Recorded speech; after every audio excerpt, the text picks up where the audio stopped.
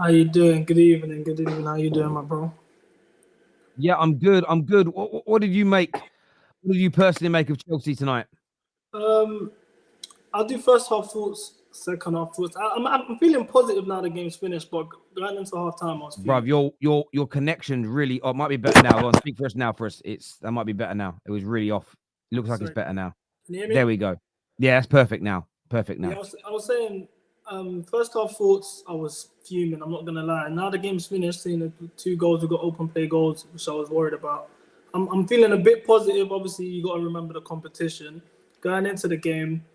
I looked at the team sheet. I know it wasn't our strongest squad, but I understand this is the games that the players actually need to develop. The Vegas, the KDHs into the system, Mudrick, of course, Gui. It was our way of seeing them as well at the same time. So interested. I'm looking at the competition. I'm thinking they can sweep them off the rope. This should essentially be our Carabao Cup team in the early stages in the winter before we get to the Mm. semi-finals and so forth. Standard. So I'm looking at them. Gui, I'll start with the positives actually. Vega's very tidy on the ball. I can't lie. Yep. I'm a very big Chilwell supporter. I do believe Chilwell is good enough to be in the team, but seeing how tidy he was on the ball with him from midfield, like he was essentially playing the way the Maresca system works. I can't believe I'm even talking like this these days, but yeah, they've sucked me in. But literally, yeah. So the way the system works, Vega's playing can play in a back three as a left back and in the midfield at the same time at a very high level. I'm looking at it. He didn't make some mistakes. He's sweeping up the ball well. He's doing everything. At the end of the game, I saw him in a pivot. So that's a positive for sure. KDH as an attacking midfielder, I do see what they mean about he's a bit tidy on the ball, but he does lose the ball a lot. It's kind of confusing for me when he's the guy that's made to teach everyone the system, but he's messing things up. When he goes then off the ball in transition, he's not as quick as Gallagher it was in terms of getting back off ball. So I'm looking at him like, did we really improve on Gallagher, or did we just make a sideways move for a cheaper alternative, essentially? Nkunku negatives. Nkunku in the first half, I was worried. I'm thinking, still haven't seen enough. I know he scored a penalty, but he had a very tough injury. He was out for a minute. Obviously, there is Bundesliga tax. We did buy him from the same club we bought Werner from. So there was already skepticism coming into this. He got injured twice. Fair enough, he did score a few consolation goals. His last two games haven't been impressive. He improved a bit in the second half. Credit where it's due. Pedro Neto, fantastic. I can't lie, I'm very moved. He looked both flanks. He can shoot. He's creating chances, doing stuff going forward. Mark Gui, he's not better than Jackson. I actually want to speak to Don. I'm waiting for that. I'm very calm today because everything I've been saying has actually happened. The only thing that surprised me was Vega. But I'm seeing the players as well. It was a bit tense in terms of the atmosphere, though. I think obviously we know the atmosphere stuff for Man City.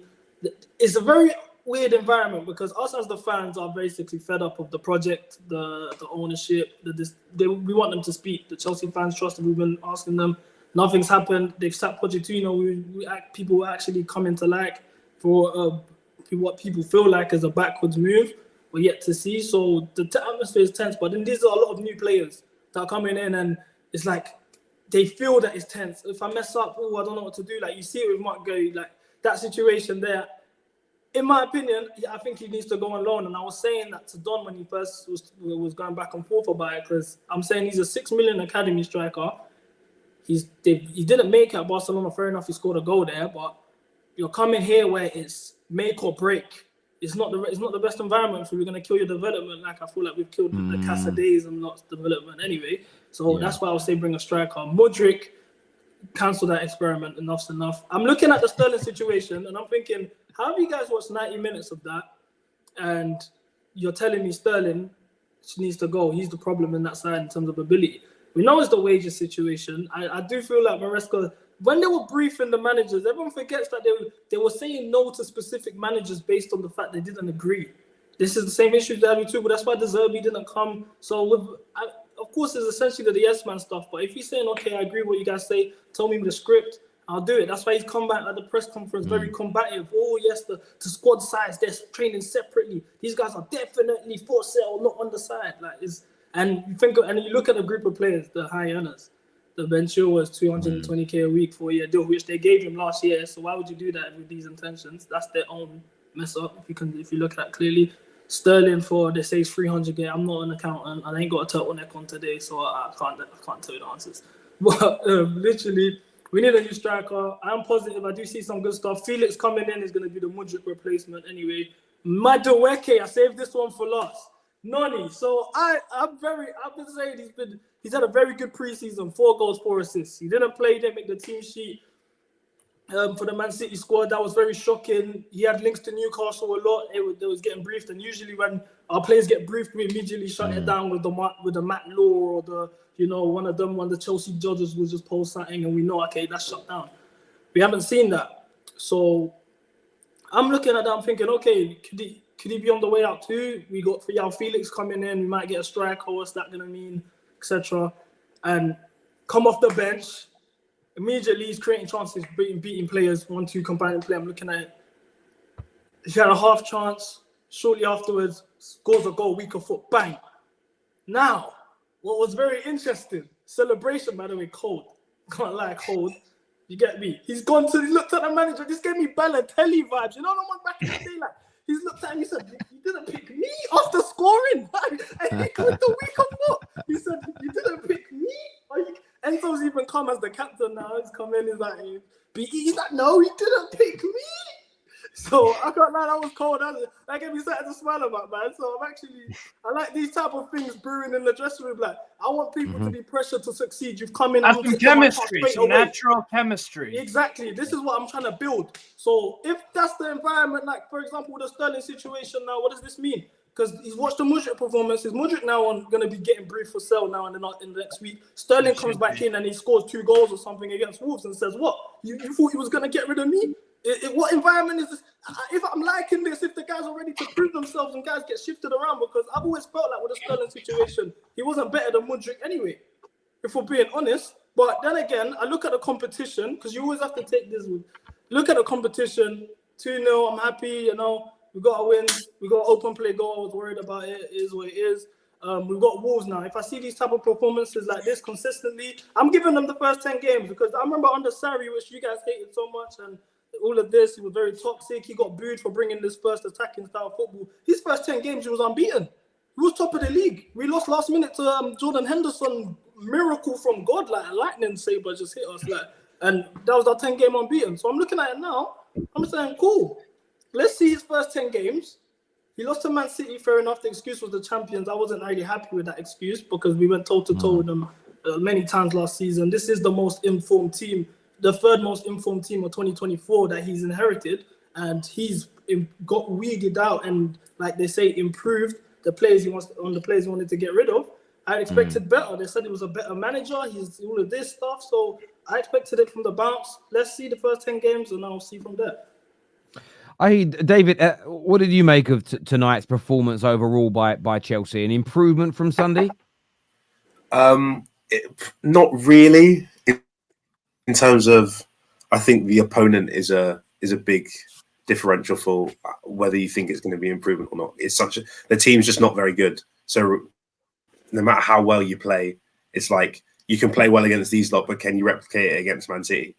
Because I don't think you'll end up with the same thing. In my opinion, I'm not looking at these matches thinking, who's playing? Everyone has to be performing at the absolute highest level, because they should just be able to beat these lot regardless of whatever level they're playing at. So I'm looking at people who played well and hoping that they carry that on. So Jorgensen, again, for me, I thought that was a big positive. Jorgensen looks like he's probably better than Sanchez. Is he elite? I don't know, but again, for me, Sanchez is a massive problem, so I'd rather get Sanchez out of goal. Vega looks very tidy at left back, and obviously Noni as well. Noni, I don't know. He should play more minutes, because I feel like this is a system that would really suit him, because the whole point of Maresca's system is get wingers in one-on-one like situations, and he's very good in one-on-one situations. But again, it's the start of the season, new manager, new situation. I'm expecting ups and downs, so it doesn't shock me we didn't play our absolute 100% tonight. No, but hopefully it can Yeah. it can bounce back against Wolves. They know it's a much more competitive game, so hopefully the level. Yeah, I mean that could definitely be a part of it. It's almost that thought we're gonna win this easily. You've seen boxers do it. You see UFC, not so much in the UFC actually, but you see boxers do it. They kind of go into some fights and look kind of average because they know the person they're in against. They only have to turn it on for a minute of a fight and they can get them out of there. Winter Surfer, one thing a lot of our Chelsea fans watching have said in the early part of tonight's show, and I alluded to this as well. Maybe conceded too many opportunities tonight, sloppy in possession, and maybe a better team could have punished Chelsea tonight. But do you think that's due to your system, or is that because you just maybe weren't taking the opponents as seriously as you should have done? This game reminded me of a third round League Cup tie when you get like a second division team at home and you make a lot of changes. And even with the changes, you still arrogantly go, yeah, we'll still buck them 4-0, 4 or 5-0 or something like that. And you're right. It had that even.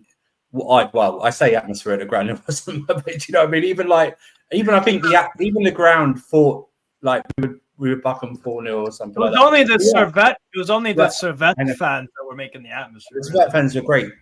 You're right. There was too many chances, but it just had that familiar thought about it. Like that was the feeling going around that would eventually we get the deal done essentially. So had that, we are seeing like I think was that the Sassy's first minutes this season? Am I? It was right. Should be his fucking last as well. That guy, honestly. Yeah. It was. Sorry, but he really is shit. No. You're not gonna get. But I just thought it was a disjointed performance overall. Little quality here and there, but too many chances given up like that. But we got the job done. So, like I said, I do agree. I think I don't rate Noni that highly, but I think he should be getting more minutes or something like that. I thought Dewsbury Hall did well in the first half. Mark Gee should have scored. I'm sorry, I don't care what anyone says. Yeah. He should have scored that one. I felt sorry for him. I'm not going in. I saw it. You could see he had his. Yeah. But we're through. I would have liked another one because then it's like 3-0. It is dead. I think it's dead anyway. But at 3-0, it probably dead. But it was just one of those. I mean, it actually was a mixture of like pre-season and a third round time League Cup sort of thing. I hear around it. Let's see what I want to see what he does at the weekend. Who he brings in. Like I say, I thought Vega did well, but he's going to make. Can I just say, Badashile? I don't think played very well tonight. By the way, when I said disaster, I meant Badashile. Sorry, my mistake. My mistake. Yeah. Badashile about giving the ball away. Yeah, kept giving the ball away and retrieving it like it was like he is worse than David. Himself. He's worse than David at football, and I played with David. Like it's now. In fairness, David's awful in like keepy uppies and heads and volleys. In real football matches, he's pretty good. To be fair, he's pretty good.